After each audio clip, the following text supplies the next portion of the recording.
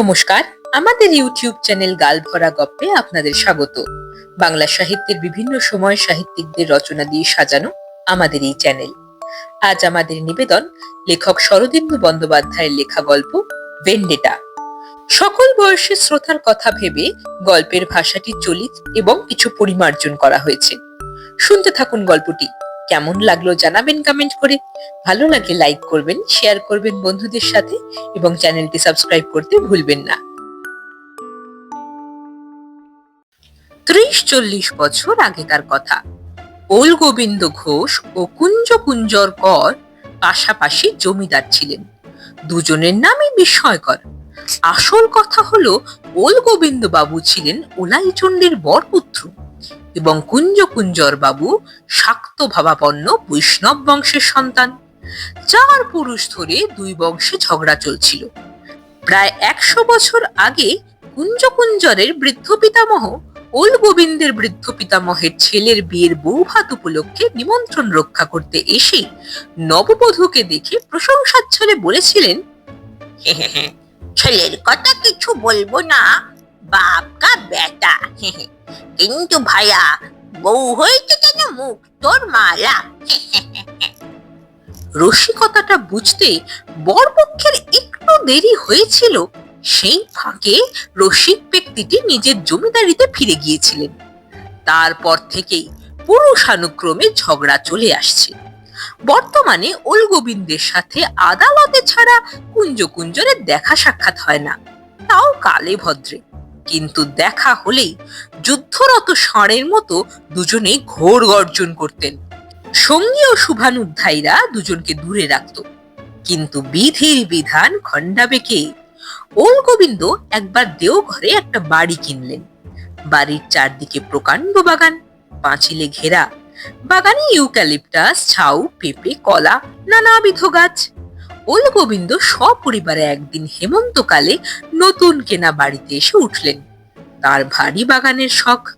বাগান দেখে অত্যন্ত আনন্দিত হলেন। পাঁচিলের ওপারে আর একটা বাড়ি, একই রকম বাগান যুক্ত। সন্ধেবেলা ওল গোবিন্দ দারোয়ানের সঙ্গে সেই পাঁচিলের ধারে বেড়াতে বেড়াতে পাঁচিলের ওপারে আর একটি মূর্তি দেখে স্তম্ভের মতো দাঁড়িয়ে পড়লেন। তারপর ওল গোবিন্দ গর্জে উঠলেন, আয় আয়! প্রত্যুত্তরে কুঞ্জ কুঞ্জর ঘোরতর গর্জন করলেন, আই আই বেটা। কিন্তু পাঁচিলের ব্যবধান, তাই সে যাত্রায় শান্তি রক্ষা হলো। ওল গোবিন্দ নিজের দারোয়ানের দিকে ফিরে বললেন, ভেপু সিং, এই বুদ্ধা লোক কো রাস্তা মে পাওগে তো টাক ফাটা দেওগে। বলে ভেপু সিং এর হাতে একটি কোদালের বাঁট ধরিয়ে দিলেন। ওদিকে কুঞ্জ কুঞ্জর নিজের দারোয়ানকে বললেন, এ মৃদাং সিং, এই বুদ্ধা কো রাস্তা মে দেখোগে তো ভুঁড়ি ফাঁসা দেওগে। বলে মৃদাং সিং এর হাতে একটি ভোঁতা খুরপি ধরিয়ে দিলেন। এই রকম যুদ্ধ ঘোষণা করে দুজনেই নিজেদের বাড়িতে গিয়ে ঢুকলেন। ওল গোবিন্দ তাঁর ছেলে প্রিয় গোবিন্দকে বললেন, কুঞ্জ বেটা পাশের বাড়িতে উঠেছে। কুঞ্জ কুঞ্জর তাঁর মেয়ে সুধামুখীকে বললেন, ওলা বেটা পাশের বাড়িতে আড্ডা গেড়েছে। স্ত্রী জাতির কৌতূহলের ফলে জগতে অসংখ্য অঘটন ঘটে গিয়েছে। পাশের বাড়ির মেয়েদের সম্বন্ধে কৌতূহল আজ পর্যন্ত কেউই রোধ করতে পারেনি। ওল গোবিন্দের বাড়িতে ৩ জন স্ত্রীলোক, ওল গোবিন্দের স্ত্রী ভামিনী ও 2 কন্যা। কন্যা দুটি বিবাহিতা, গিন্নিবান্নি প্রকৃতির। প্রিয় গোবিন্দ তাদের ছোট ভাই। কুঞ্জ কুঞ্জরের বাড়িতে তার স্ত্রী ও 5 কন্যা। তাদের মধ্যে সবচেয়ে ছোট সুধামুখী কেবল অবিবাহিত। 2 পরিবারের সব মিলিয়ে 9টি স্ত্রীলোকের কৌতূহল একসঙ্গে জেগে উঠল। পাঁচিলের আড়াল থেকে উঁকি ঝুঁকি আরম্ভ হলো। ক্রমে মুখ চেনাচিনি হলো। ভামিনী অন্য পক্ষের কর্তা সম্বন্ধে মত প্রকাশ করলেন, ঝ্যাঁটার মতো গোপ দেখলে ইচ্ছে হয় ঝাড় দিয়ে পরিষ্কার করে দিই। গৃহিণী সম্বন্ধে বললেন, মরণ আর কি। সুধামুখী সম্বন্ধে বললেন, বেশ মেয়েটি কিন্তু। কুঞ্জ কুঞ্জরের গৃহিণীও মত প্রকাশ করলেন। ওল গোবিন্দ সম্বন্ধে বললেন, ভুঁড়ি দেখো। গৃহিণী সম্বন্ধে বললেন, মরণ আর কি। প্রিয় গোবিন্দ সম্বন্ধে বললেন, বেশ কিন্তু ছেলেটি। তারপর গোপনে বাড়ির মহিলাদের মধ্যে আলাপ হয়ে গেল। কর্তারা কিছু জানতেই পারলেন না।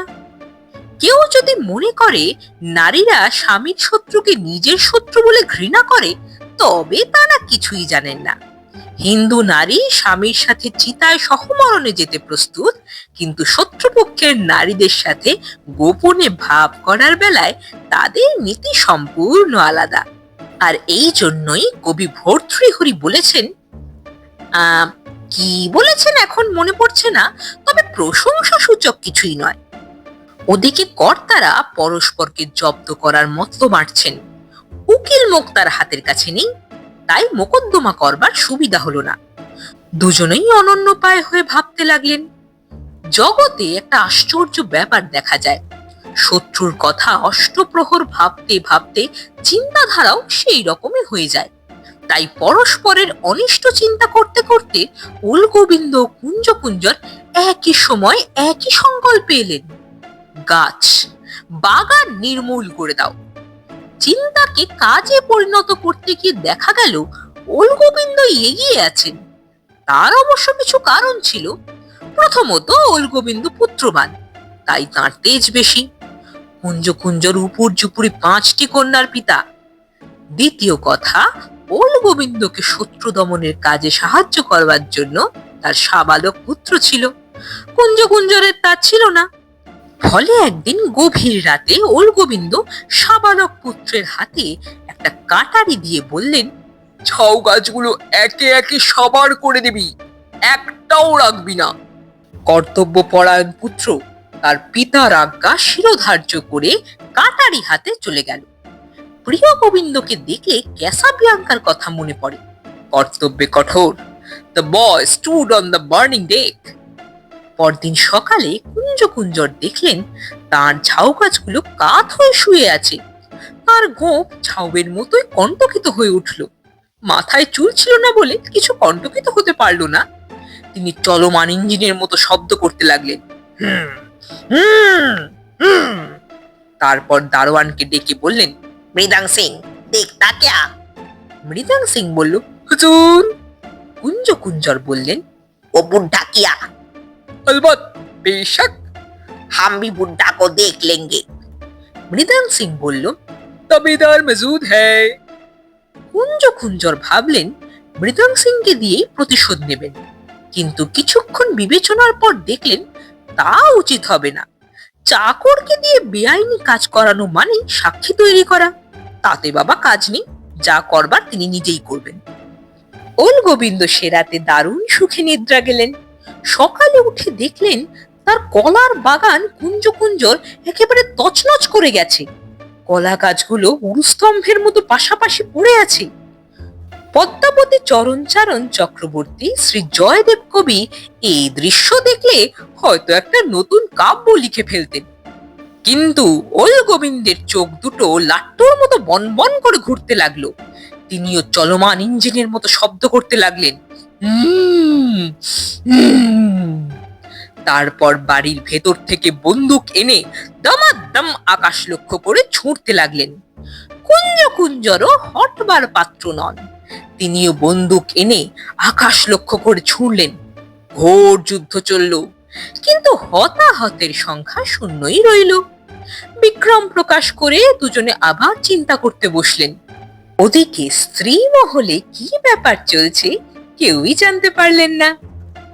যুদ্ধ বিগ্রহ একটু ঠান্ডা আছে, কারণ দুই পক্ষই বন্দুক নিয়ে সারা রাত বারান্দায় বসে থাকেন এবং মাঝে মাঝে আকাশ লক্ষ্য করে গুলি ছোড়েন, কিন্তু দুপক্ষই সুযোগ খুঁজছেন।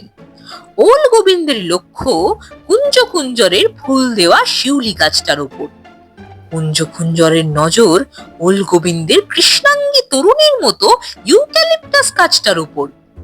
একদিন উলগোবিন্দের স্ত্রী এসে বললেন, কি ছেলে মানুষের মতো ঝগড়া করছো, মিটিয়ে ফেলো। সুধা মেয়েটি চমৎকার, আমার প্রিয়র সঙ্গে। উলগোবিন্দের চোখ দুটো লাট্টুর মতো ঘুরে গেল। বললেন, খবরদার। ওদিকে কুঞ্জকুঞ্জরের গৃহিণী বললেন, বুড়োয় বুড়োয় ঝগড়া করতে লজ্জা করে না, মিটিয়ে ফেলো। প্রিয় ছেলেটা চমৎকার, সুধার সঙ্গে। কুঞ্জকুঞ্জর গোপ কণ্টকিত করে বললেন, এই চুপ রাও। কিন্তু প্রিয় গোবিন্দ এসব কিছুই জানে না। তবে সুধা জানে। প্রিয় গোবিন্দ পিতৃভক্ত যুবক, তার উপর কর্মকুশল। ওল গোবিন্দ যখন কেবল শূন্যে বন্দুক ছুঁড়তে ব্যস্ত ছিলেন, প্রিয় গোবিন্দ সেই অবকাশে শিউলি গাছ কাটবার উপায় স্থির করে ফেলেছে। প্রিয় গোবিন্দ লক্ষ্য করেছিল যে রাত্রি ৩টের পর কুঞ্জ কুঞ্জর আর বন্দুক ছোড়েন না। অতএব ৩টের পর তিনি ঘুমিয়ে পড়েন, সন্দেহ নেই। প্রিয় গোবিন্দ স্থির করলো বাবাকে না বলে শেষ রাত্রে সে অভিযান করবে। বাবাকে বললে হয়তো তাকে বন্দুকের কাছে যেতেই দেবেন না। সেদিন চাঁদনি রাত, কৃষ্ণপক্ষের তৃতীয়া কি চতুর্থী। ভোর রাতে উঠে প্রিয় গোবিন্দ করাত হাতে নিল।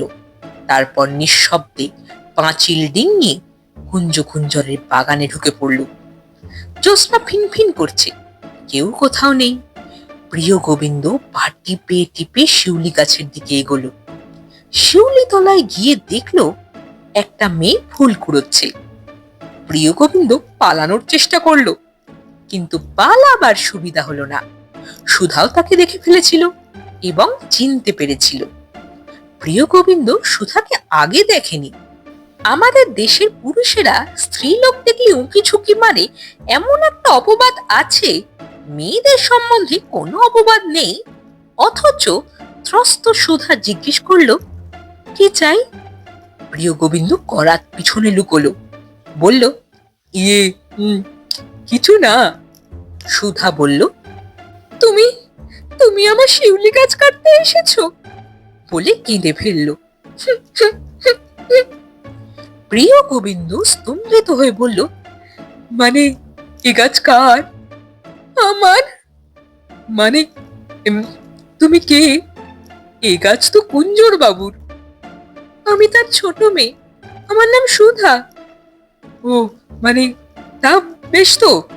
সুধা চোখ মুছে বলল, কেন তোমরা আমাদের ঝাউ গাছ কেটে দিয়েছো? প্রিয় গোবিন্দ ক্ষীণ স্বরে বলল, মানে আমাদের কলা গাছ তো তোমরা তো আগে কেটেছো। প্রিয় গোবিন্দ নীরব। সুধার মুখে একটু মেয়েলি চাপা হাসি দেখা দিল। বিজয়িনী, পুরুষ ও হাসি হাসতে পারে না। সুধা আবার আঁচলে ফুল কুড়িয়ে রাখতে লাগলো, যেন প্রিয় গোবিন্দ নামক যুবক সেখানে নেই। প্রিয় গোবিন্দ বোকার মতো দাঁড়িয়ে রইল। একবার করাত দিয়ে পিঠ চুলকোলো, অবশেষে ঢোক গিলে বলল, বলছিলাম কি, তুমি রোজ এই সময় ফুল কুড়োতে আসো? সুধা মুখ তুলে বলল, হ্যাঁ, কেন? প্রিয় গোবিন্দের কান ঝাঁ ঝাঁ করে উঠল। সে তুতলিয়ে বলল, ও তবে আমিও রোজ এই সময় গাছ কাটতে আসবো। বলে এক লাফে পাঁচিল ডিঙিয়ে পালালো। সুধা আবার হাসল। এই জন্যই বলেছিলাম বিজয়িনী। এদিকে অন্দরমহলের ষড়যন্ত্র ভেতরে ভেতরে জটিল হয়ে উঠছে। একদিন কুঞ্জ কুঞ্জরের কুলপুরোহিত হাওয়া বদলাতে এসে উপস্থিত হলেন। তাঁর নাকি হঠাৎ ডিসপেপসিয়া হয়েছে। ওদিকে কর্তারা রাত্রি জেগে ও বন্দুক ছুড়ে ক্লান্ত হয়ে পড়েছেন। 7 দিন পর দুজনেই ঘুমোতে গেলেন। মৃদান সিং ও ভেপু সিং বাগান পাহারা দিতে লাগলো। 3 দিন ঘুমানোর পর দুই কর্তা আবার চাঙ্গা হয়ে উঠলেন। তখন আবার তাদের প্রতিহিংসা প্রবৃত্তি জাগার দিল। ইতিমধ্যে প্রিয় গোবিন্দ রোজ শেষ রাত্রে শিউলি গাছ কাটতে যাচ্ছিল। ওল গোবিন্দ তা জানতেন না। তিনি তাই তাকে ডেকে পরামর্শ করলেন। প্রিয় গোবিন্দ শিউলি গাছের প্রতি দারুণ বিদ্বেষ জানিয়ে বলল, তার ওদিকে নজর আছে, সুযোগ পেলেই সে শিউলি গাছ উড়িয়ে দেবে। ওল গোবিন্দ আনন্দিত হলেন। এদিকে কুঞ্জ কুঞ্জর একজন মন্ত্রী পেয়েছেন, পুরোহিত মশাই। তিনি ইউক্যালিপটাস গাছ সম্বন্ধে নিজের দূরভিসন্ধি প্রকাশ করলেন। পুরোহিত মশাই অত্যন্ত সাদাসিধে লোক, তার উপর আবার ডিসপেপসিয়া রোগী। তিনি বললেন, এ আর বেশি কথা কি, ভালো দিন দেখে কেটে ফেললেই হলো। দাঁড়াও, আমি পাঁজি দেখি। পাঁচে দেখে পুরোহিত বৃক্ষচ্ছেদনের উৎকৃষ্ট দিন দেখলেন। এমন সহৃদয় অথচ ধর্মপ্রাণ সহায়ক পেয়ে কুঞ্জ কুঞ্জরের উৎসাহ আরো শতগুণ বেড়ে গেল। স্থির হলো সোমবার রাত্রি 1টার সময় শুভকর্ম সম্পন্ন হবে। গুলিগোলা বন্ধ আছে, ওল গোবিন্দটা নিশ্চয়ই এখনো ঘুমোচ্ছে, সুতরাং নির্বিঘ্নে কাজ সম্পন্ন করবার এই সময়। কিন্তু শ্রেয়াংশী বহুবিঘ্নানি, বিশেষত নারী জাতি একজোট হয়ে যাদের পিছনে লেগেছে তাদের জয়ের আশা কোথায়? রাত 1টার সময় কুঞ্জ কুঞ্জর করাত নিয়ে নির্বিঘ্নে পাঁচিল পার হলেন, কিন্তু ইউক্যালিপটাস গাছের কাছে যেমনি দাঁড়িয়েছেন অমনি ওল গোবিন্দ এসে তাকে দৃঢ়ভাবে জড়িয়ে ধরলেন।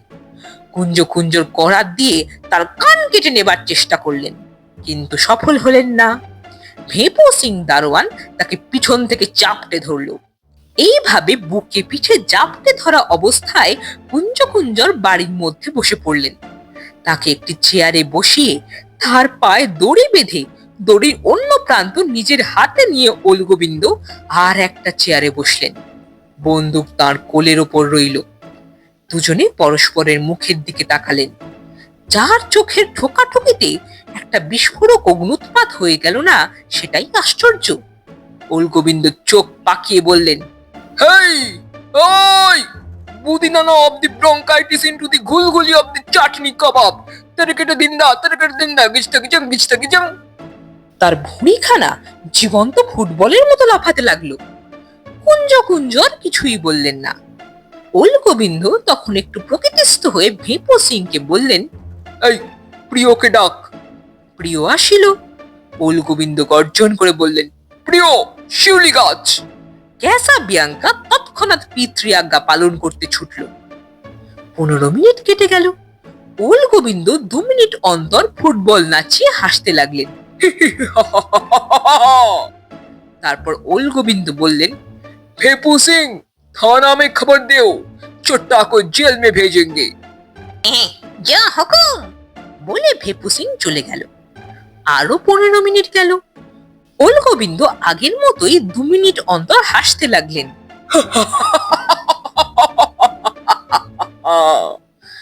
কুঞ্জ কুঞ্জর কেবল ঘন ঘন নিঃশ্বাস ত্যাগ করতে লাগলেন।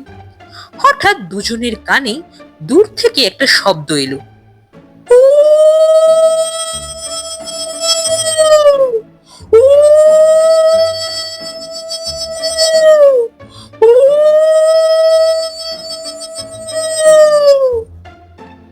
দুজনে শিকারী কুকুরের মতো কান খাড়া করলেন। শব্দটা যেন কুঞ্জ কুঞ্জরের বাড়ি থেকে আসছে। ওল গোবিন্দ একটু অস্বস্তি বোধ করতে লাগলেন। দুপুর রাত্রে এটা কিসের শব্দ? শিয়াল নাকি? প্রিয় এতক্ষণ ওখানে কি করছে? তিনি রেগে উঠলেন। অনুসন্ধান করতে যাওয়ার উপায় নেই, কুঞ্জ কুঞ্জর পালাবে। এমন সময় ভেপো সিং হাঁপাতে হাঁপাতে ফিরে এলো। বলল, এই হুজুর, আপ बैठा है? ওল গোবিন্দ রেগে উঠলেন। बैठा रहेंगे नहीं तो क्या करेंगे? लफाएंगे? क्या हुआ? ভেপো সিং জানালো যে ও বাড়ির মাইজি লোক দাদাবাবুকে পাকড়ে নিয়ে অন্দরমহলে ঢুকে গেছে। দুজন কর্তা একসঙ্গে লাফিয়ে উঠলেন। ওল গোবিন্দের কোল থেকে বন্দুক পড়ে গেল। ভেপো সিং তখনও তার কথা শেষ করেনি। রেগে গিয়ে বলল যে ওই মাইজি লোক দাদাবাবুকে ধরে নিয়ে গিয়েই শুধু ক্ষান্ত হয়নি, সবাই মিলে তাকে উচ্চস্বরে উল্লু উল্লু বলে গালি দিচ্ছে। এই সময় কর্তারা নিজের কানে শুনতে পেলেন,